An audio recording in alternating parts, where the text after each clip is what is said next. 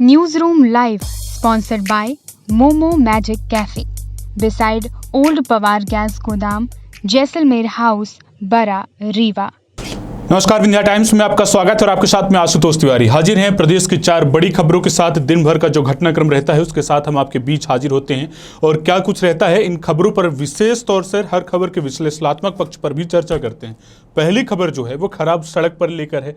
मुख्यमंत्री शिवराज सिंह चौहान राजधानी भोपाल में जो सड़कें खराब हैं, जो भोपाल की खूबसूरती को बिगाड़ रही हैं, उन पर वो आक्रामक रुख दिखाए हैं और इसके बाद उन्होंने अफसरों को फटकार भी लगाई है।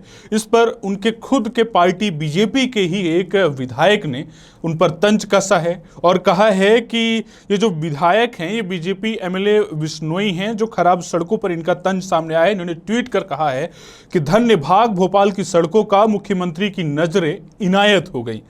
उम्मीद है कि बाकी प्रदेश की सड़कों पर भी जल्द नजर पड़ेगी। उनका इशारा जो है वो साफ है कि प्रदेश में जिस तरह से सड़कें खराब हैं, अलग अलग इलाकों में, अलग अलग हिस्सों में, अलग अलग जिलों में, आप खुद अगर रीवा में गौर करेंगे तो रीवा में भी नगर निगम क्षेत्र अंतर्गत आने वाले सड़कों की हालात बेहद खराब हैं।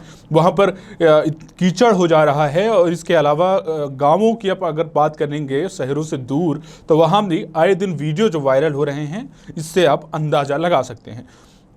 लगातार सुर्खियों में रहने वाले अजय विश्नोई ने एक बार फिर से अपने चुटीले अंदाज में ट्वीट किया है और कहा है कि मुख्यमंत्री शिवराज सिंह चौहान की नज़रें इनायत हो गई हैं, लेकिन हमें उम्मीद है कि बाकी जो प्रदेश की सभी सड़कें हैं उन पर भी उनकी नज़र जाएगी।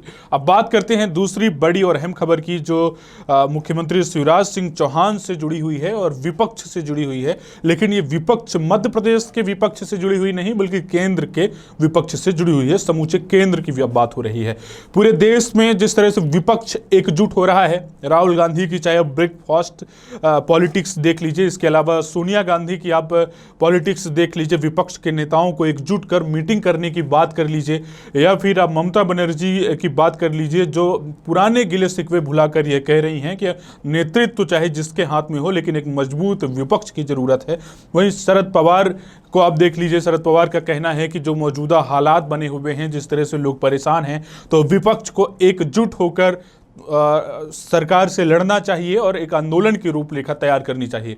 इसको लेकर बीजेपी भी कहीं ना कहीं आक्रामक है और बीजेपी भी हैरत में है कि अगर विपक्ष एकजुट हो गया तो कहीं ना कहीं खतरे का सबब बन सकता है। मुख्यमंत्री शिवराज सिंह चौहान ने आलोचना की है और आलोचना करते हुए उन्होंने अपने अंदाज में यह कहा है कि कांग्रेस डूबती नाव है, इस पर जो भी सवारी करेगा वो डूब जाएगा।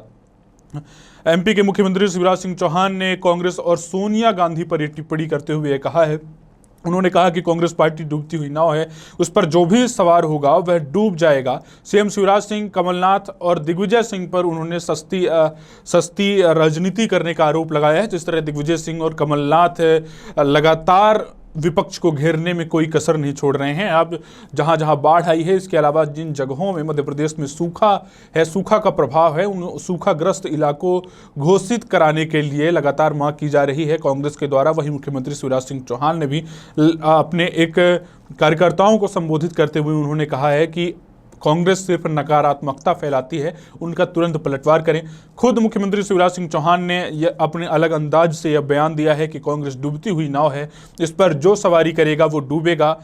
इसके अलावा जो तीसरी हमारी जो बड़ी खबर है, वो बड़ी खबर कोरोना से जुड़ी हुई है। कोरोना संक्रमण ने किस तरह से अपने हालात दिखाए थे आप सभी को बेहतर मालूम होगा, क्योंकि ये किसी से छिपा नहीं है। किस तरह का तबाही का मंजर रहा है, कितनी जानें गई हैं, ऑक्सीजन की कमी से कितने लोगों की मौत हुई है, और इसके अलावा ज़रूरी दवाओं और अस्पतालों की कमी की वजह से, अस्पताल में बेड न मिलने की वजह से भी लोगों को दम तोड़ना पड़ा था। वो दौर भी हमने देखा है। लेकिन अभी भी अगर कोरोना से आप बिल्कुल बेफिक्र हैं, अगर आप ये मान लिए हैं कि कोरोना का संक्रमण अब जा चुका है पिछली बार की तरह, तो आप बिल्कुल भूल कर रहे हैं, क्योंकि कोरोना के जो मामले हैं वो मध्य प्रदेश में एक बार फिर से बढ़ने शुरू हो गए हैं। केरल से के जो हालात बने थे वो चिंताजनक हैं ही, अब अभी भी बने हैं। वहाँ पर लगातार सबसे ज़्यादा देश में संक्रमित मरीजों की पुष्टि की जा रही है। वहीं अगर मध्य प्रदेश की बात कर लेते हैं तो मध्य प्रदेश में 24 घंटे के भीतर 7 नए कोरोना संक्रमित मरीजों की पुष्टि की गई है। भोपाल, राजगढ़, जबलपुर में 2-2 संक्रमित मरीज मिले हैं। प्रदेश में पॉजिटिविटी दर सबसे ज्यादा जबलपुर जिले में 0.27% है। 10 10 जिलों में 5 दिन में 53 कोरोना संक्रमित मरीज मिले हैं। ये संख्या कम नहीं है और इस कोरोना की संख्या को बढ़ते हुए देर नहीं लगता है। ये आप सब इस अनुभव से भी वाकिफ है, इसलिए जरूरी ध्यान यही रखना होगा कि आप उन तमाम पहलुओं पर ध्यान रखें। त्योहार का सीजन चल रहा है, कल रक्षाबंधन है, हमारी भी आपसे यही अपील है कि आप भीड़ भाड़ वाले इलाकों में जाने से बचें और जितना भी हो सके सोशल डिस्टेंसिंग का पालन करिए, सावधानी रखिए जो बेहद ज़रूरी है, क्योंकि भीड़ मार्केट में भी जिस तरह से भीड़ देखी गई कहीं ना कहीं चिंताजनक है और शायद इन्हीं तमाम मौक़ों को अवसर में उठाकर, अवसर में फ़ायदा लेकर कोरोना में इजाफा होता है, कोरोना अपने पैर पसारता है। तो हमें ये ध्यान रखना होगा कि हमें किस तरह से तैयारी करके चलनी है जिससे कोरोना का संक्रमण न बढ़ने पाए। अब बात करते हैं चौथी बड़ी और अहम खबर की। मध्य प्रदेश में कोरोना संक्रमण का से रिलेटेड ही ये खबर है, क्योंकि कोरोना संक्रमण ने जिस तरह से कहर बरपाया ये आप सब के नज़र में है, सब आप इससे वाकिफ हैं। उस दौरान अगर आप याद करेंगे तो ऑक्सीजन की कमी से कितनी जानें गई, ये हर रोज़ की अखबारों की हेडलाइन हुआ करती थी और अखबारों में बाकायदा छापा करता था। दैनिक भास्कर ने अनेक रिपोर्ट की इस पर और सवाल भी खड़े किए। इसके अलावा भी अलग अलग अखबार के समूहों ने और मीडिया में ये चीज़ें बेहतर से चली कि कितने मरीजों की मौत हुई है, जगह जगह लोगों का आक्रोश भी देखा गया, वीडियो वायरल हुई, हमने भी खबरें दिखाई आपको, हर एक हालात पर हम नज़र बनाए रखे और आपके बीच हर खबर पहुंचाते रहे कोरोना के काल में भी। लेकिन अब देखने वाली बात यह है कि उस समय जो ऑक्सीजन की कमी से लोगों की मौत हुई, सरकार भरे ऑक्सीजन से हुई मौतों पर झूठ बोले, लेकिन फिर भी उसे पता है कि ऑक्सीजन की कमी से कितनी मौतें हुई है। यही कारण है कि सरकार अब अगर संभावित तीसरी लहर आती है तो उससे लड़ाई करने के लिए मुकम्मल लड़ाई में वो पहले से ही जुट गई है। ऐसा हम इसलिए कह रहे हैं क्योंकि अब लगातार ऑक्सीजन प्लांट लगाए जा रहे हैं। मध्य प्रदेश में 10 ऑक्सीजन प्लांट लगाए गए हैं। मुख्यमंत्री ने 7 जिलों में 5,500 लीटर प्रति मिनट क्षमता के प्लांट का शुभारंभ उन्होंने किया है।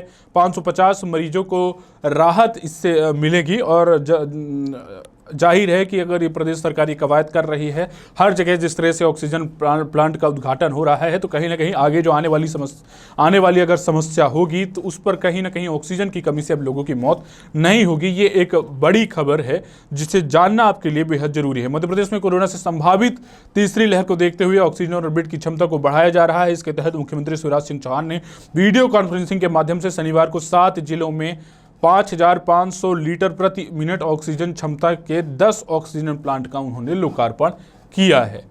तो ये थी प्रदेश की आज की 4 बड़ी खबरें। ऐसी तमाम खबरों के साथ हम रोजाना आपके बीच हाजिर होते रहेंगे। आप बने रहिए विंध्या टाइम्स के साथ। बहुत बहुत धन्यवाद। News room live sponsored by momo magic cafe beside old Pawar gas गोदाम, जैसलमेर हाउस, बरा, रीवा।